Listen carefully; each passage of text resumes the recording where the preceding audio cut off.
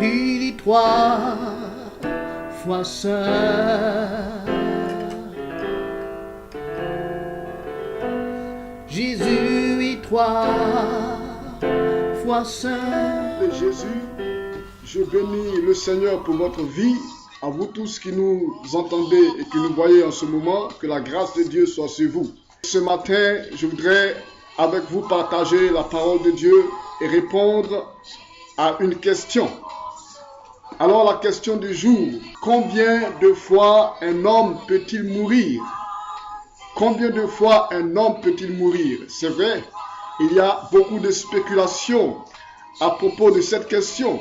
Il y a beaucoup de choses qu'on se dit, il y a beaucoup de choses qui se disent à propos de la mort des hommes. Certains pensent que l'homme meurt plusieurs fois, l'homme revient à la vie plusieurs fois. Mais qu'est-ce que la Bible nous dit exactement?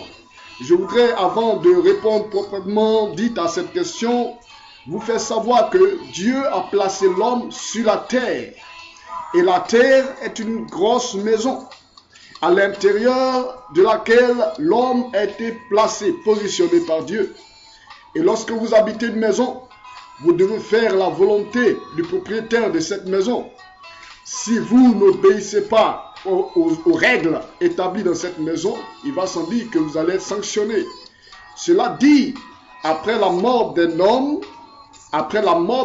il sera soit jugé ou récompensé s'il a bien fait le travail qu'on lui a demandé de faire, s'il a bien fait le travail que Dieu lui a demandé de faire. Alors, cela dit, je voudrais répondre à cette question. Combien de fois un homme peut-il mourir? Lorsque nous lisons le livre de Hébreux, le chapitre 9, le verset 27, la Bible nous dit qu'il est réservé aux hommes de mourir une seule fois. Il est réservé aux hommes de mourir une seule fois. Après quoi vient le jugement. Il n'est pas question que nous disons que l'homme doit mourir, revenir à la vie, mourir, revenir à la vie, mourir, revenir à la vie. Il ne meurt qu'une seule fois. La Bible ne dit pas qu'on meurt 2 fois, 3 fois ou une infinité de fois, mais une seule fois. Comprenez que cette thèse qui parle de réincarnation est un grossier mensonge du diable.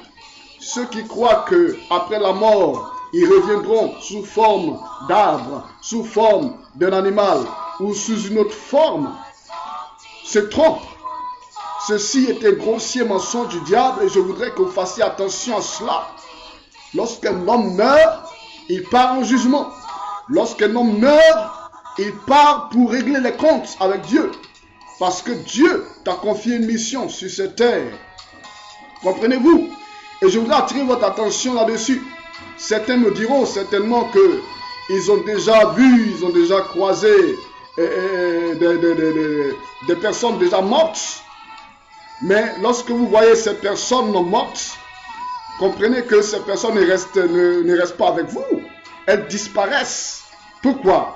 Parce qu'il y a une différence, il y a un écart, il y a un fossé entre le monde des morts et le monde des vivants. Le mort ne revient pas parmi les vivants.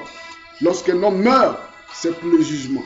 Et je voudrais que vous compreniez que si vous avez affaire à une personne déjà décédée qui vous apparaît, sachez que vous avez affaire à un esprit impur, à un esprit démoniaque. Et ceci, vous pouvez le voir dans le livre de 2 Corinthiens, le chapitre 11, le verset 14. Alors, sachez aussi que tous ceux qui meurent sans avoir fait la paix avec Dieu, sans s'être réconciliés avec Dieu, sans avoir été réconciliés par Jésus-Christ de Nazareth, après la mort, connaîtront une autre mort.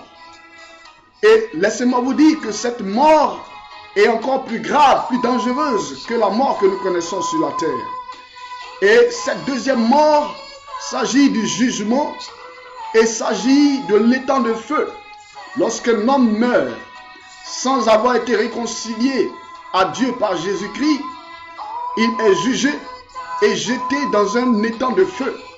Et cela s'appelle la seconde mort, parce qu'il s'agit ici d'une chose grave. Il s'agit d'une perdition éternelle.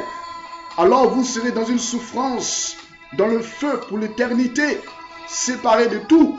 oublié de tous, oublié par Dieu. Vous savez que la mort est une séparation. C'est pourquoi la Bible appelle cela, cet état, la seconde mort. Et je le répète, elle est plus grave, elle est plus dangereuse que la mort que nous connaissons sur cette terre. Et cette mort est réservée, cette seconde mort est réservée à tous les impudiques, à tous les adultères, à tous les ivrognes, à tous les idolâtres, à tous ceux qui nient la parole de Dieu, qui ne croient pas à l'existence de la parole de Dieu, à tous les iniques, à tous les méchants, à tous les voleurs, à tous les assassins, à tous ceux qui pratiquent les œuvres ésotériques, les œuvres de la sorcellerie, et j'en passe, à tous ceux qui pratiquent le mal. Cette seconde mort est réservée à toutes ces personnes. Mon souhait n'est pas que tu te retrouves dans cette seconde mort. Mon souhait, c'est que après ta mort, tu ne passes pas en jugement, mais que tu hérites la vie éternelle auprès de Dieu. C'est pourquoi je voudrais t'inviter à te réconcilier avec Dieu pendant que tu es encore vivant ici sur cette terre. Pendant que tu écoutes cette réponse, pendant que tu écoutes cette parole divine, je t'invite à te réconcilier avec Dieu en abandonnant tes péchés et te donner ta vie totalement à Jésus-Christ, en décidant de marcher une nouvelle vie avec Jésus. Et alors, le Seigneur Jésus te pardonnera tes péchés, parce que lui seul est mort à la croix pour toi, pour que toi tu ne meurs plus, mais que tu aies la vie éternelle. Alors, je voudrais t'inviter à te repentir de tes péchés. Si réellement tu veux hériter la vie après la mort et tu ne veux pas passer en jugement, puisqu'il est réservé aux hommes de mourir une seule fois, après quoi vient le jugement, sachez que vous pouvez éviter ce jugement en vous réconciliant avec Dieu.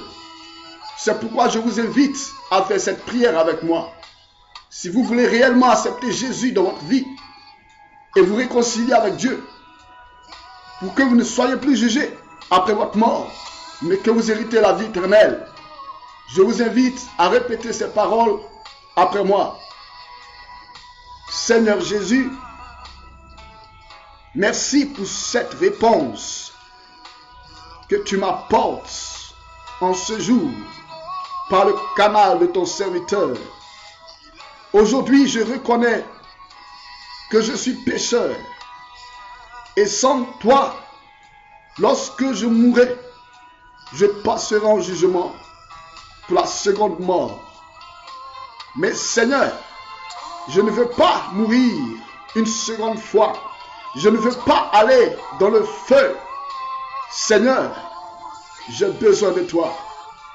Pardonne-moi mes péchés et délivre-moi de la mort. C'est pourquoi je décide de te recevoir dans ma vie. Je veux mettre fin à ma vie passée et commencer une nouvelle vie avec toi, Seigneur. Je te reçois dans ma vie. Au nom de Jésus. Merci, Seigneur, car tu m'as pardonné mes péchés et tu as fait de moi ton enfant. Merci pour la vie éternelle que tu me donnes. Au nom de Jésus, j'ai prié. Amen. Alors, si vous avez fait cette prière avec moi, sachez que votre statut n'est plus le même. La Bible déclare qu'à tous ceux qui ont reçu Jésus dans leur vie, elle leur a donné la parole, leur a donné le pouvoir de devenir enfants de Dieu. Alors, vous n'êtes plus un pécheur devant Dieu. Dieu ne regarde plus toutes ces choses mauvaises que vous avez faites. Mais Dieu vous voit comme un saint à cause de Jésus. Parce que lui, il est pur, il est saint. Et il a pris votre place. Maintenant, Dieu vous considère comme saint. Si vous êtes un enfant de Dieu, tout naturellement, cela veut dire que vous êtes un enfant. Un enfant a besoin de ses parents. Un enfant a besoin de son père, de sa mère pour se développer, pour grandir. Sans eux, il ne peut pas se développer. C'est pourquoi, étant un enfant de Dieu, vous avez aussi besoin d'une famille. Et cette famille s'appelle la famille de Dieu. Vous avez besoin d'une église. C'est pourquoi je voudrais vous conseiller de fréquenter une église évangélique où vous sentirez l'Esprit de Dieu et que vous puissiez faire partie de cette assemblée pour votre développement spirituel. Que le Seigneur vous bénisse. Shalom.